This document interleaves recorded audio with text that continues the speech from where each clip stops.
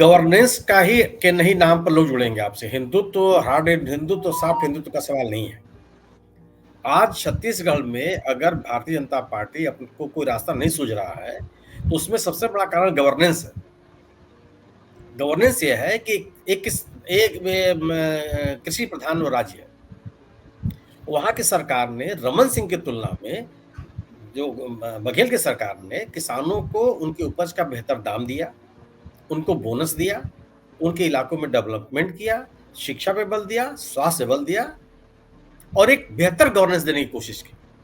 Bharatiya Janata party ने वहां पे ध्रुवीकरण की कम प्रयास नहीं की आदिवासी और कन्वर्टेड आदिवासियों के बीच में। सफल नहीं हो पाया वो। तमाम उन्होंने कोशिशें कर ली और जो जो प्रतीक चिन्ह थे उन प्रतीकों का जरूर भूपेश बघेल सरकार ने अपना लिया, जैसे कौशल्या जी का मंदिर, रामगमन पथ, और ये उन्होंने उससे अपनी दूरी नहीं बनाई। दूसरी चीज, गाय और गोबर भी अपने पास ले लिया। गोठान उन्होंने बड़े बड़े पैमाने पर खोले, जो अन्य राज्यों की तुलना में कम से कम जो गौशालाएं हैं वो अब सफल है। गोबर खरीद करके उनको पैसा देने की कोशिश की, तो गाय का भी एक प्रतीक उनके पास आ गया और प्लस किसानों को आर्थिक मदद देने की भी कोशिश उन्होंने कर ली। तो आप किस बिना पे आप चलेंगे? ध्रुवीकरण आप वहां करा नहीं सकते। आपके 15 साल की तुलना में जो गवर्नेंस है वो ये 5 साल की सरकार का जो गवर्नेंस था वो बेहतर रहा। संगठन आप वहां मजबूत नहीं कर पाए, किस आधार पर आप चुनौती देंगे? अगर सरकार ने जो अन्य जो स्थितियां थी, जैसे स्वामी आत्मानंद के नाम पर उन्होंने एक स्कूल 500-600 से ज्यादा स्कूल खोल दिए, उसमें अंग्रेजी माध्यम के स्कूल भी खोले। आदिवासी इलाकों में भी डेवलपमेंट के पूरे प्रयास किए। आदिवासियों को आदिवासी रहने नहीं दिया, हिंदू बनाने की कोशिश नहीं की। वो अपनी मान्यताओं, परंपराओं और जीवन शैली के साथ जी लें। क्या कर लेंगे आप? आप राजस्थान में चले जाइए। राजस्थान में इनकम्बेंट है कांग्रेस की सरकार, लेकिन कोई राजनीतिक माहौल तो नहीं बन गया है आज। हारे जीतेगा कौन, ये नहीं कहा जा सकता, लेकिन ये नहीं कहा जा सकता है कि कम से कोई लहर बह रही हो कि भूपेश अशोक गहलोत सरकार को हटाना है, जो आपको कर्नाटक में दिखाई पड़ रहा था। क्योंकि वहां की सरकार ने, चाहे वो किसान हो और चाहे आम आदमी हो, अगर वो आम अपने पूरे राजस्थान के नागरिकों को बिना किसी वर्गीकरण और भेदभाव के 25 लाख रुपए के स्वास्थ्य बीमा दे रही है, तो कौन व्यक्ति उसको पसंद नहीं करेगा? क्या करेंगे आप? हिंदुत्व का नारा देकर कैसे आप आकर्षित कर सकते हैं? और अगर आप लाभार्थियों की बात कीजिए, तो बड़े पैमाने पर गहलोत सरकार ने लाभार्थी बना दिया। आप वो, अगर कोई सरकार ये कहती है कि हम 900 रुपए का सिलेंडर उपलब्ध कराएंगे और कोई सरकार कहती है कि हम 500 रुपए में देंगे, तो किसके साथ जाएंगे आप? सवाल यह है। उसके अलावा जो किसानों की उपज है उसमें खरीद का एक बेहतर इंतजाम किया। अगर छत्तीसगढ़ राज्य में जो केंद्रीय एजेंसी है, जैसे एफसीआई, वह धान 1 किलो भी नहीं खरीद पाई किसानों से, तो इसका कारण, इसका बेमतलब है ये। इसके पीछे स्टेट गवर्नमेंट का गवर्नेंस नहीं है। स्टेट गवर्नमेंट के द्वारा किसानों को बेहतर कीमत देने की कोशिश नहीं है। और अगर वह सरकार ये कह रही है कि हम आपकी उपज का 90% से अधिक खरीदेंगे, तो एक बेहतर दाम देने की उसने कोशिश की। किसान खुश है आपके साथ। आपने कहा था कि हम बोनस देंगे और लगातार आपने 2 साल बोनस नहीं दिया।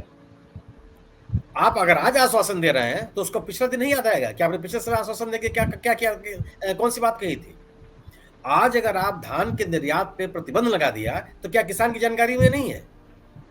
अगर उसका निर्यात होता, धान किसका निर्यात रोका आपने? बासमती चावल। बासमती चावल कौन खरीदता है? समाज का संपन्न आदमी। यानी किसान का हक मार करके आप बड़े लोगों के हित के रक्षक बने हुए हैं कि निर्यात होगा तो उसके दाम बढ़ेगी और बड़ा जो संपन्न वर्ग है उससे प्रभावित होगा, तो ज्यादा हाहाकार मचेगी वहां। तो क्या यह किसानों की जानकारी में नहीं है या उससे प्रभावित नहीं होते हो? कुल मिलाकर हिंदुत्व या कोई भी विषय हो, अन्य विषयों के साथ तो आप इसको ला सकते हैं, लेकिन लोगों के जीवन से जुड़े हुए सवालों को नकार करके हिंदुत्व के मुद्दे आप जनसमर्थन नहीं हासिल कर सकते। मेरा मानना यह है। आप ये जो हम लोग बात करते हैं कि जिससे मुसलमानों का डर, तो ये मध्य प्रदेश में कौन सा मुसलमानों का डर है? मुश्किल से 1 दर्जन सीटें हैं। भोपाल की 2-3 सीटें, बुरहानपुर के इलाके में 2-4 सीटें। इसके अलावा कहाँ पे? वहां रीवा में क्या मुसलमान डिसाइड करता है कौन जीतेगा हारेगा? जबलपुर मुसलमान डिसाइड करता है कौन जीतेगा हारेगा? ग्वालियर में मुसलमान डिसाइड करता है कौन जीतेगा हारेगा, रतलाम इंदौर में डिसाइड करता है वो, कहीं नहीं करता। वहाँ पे अगर और दूसरी चीज़, अगर आपके हिंदुत्व के ही नारे से लोगों को आकर्षित होना होता, 20 साल से आप शासन में हैं वहाँ, और जितने धार्मिक प्रतिष्ठान हैं मध्य प्रदेश के, जितने, चाहे वो महाकाल का मंदिर हो, चाहे वो मैहर का मंदिर हो, चाहे राजा रामचंद्र जी का मंदिर हो, चाहे ओंकारेश्वर का मंदिर हो, जबरदस्त डेवलपमेंट किया है शिवराज सिंह चौहान सरकार ने। आप सोच भी नहीं सकते बिना गए वहाँ कि कितना डेवलपमेंट हुआ होगा। तो आज की स्थिति बन रही है कि साहब आप जीतेंगे कि हारेंगे, तो वहाँ तो लहर बहनी चाहिए थी।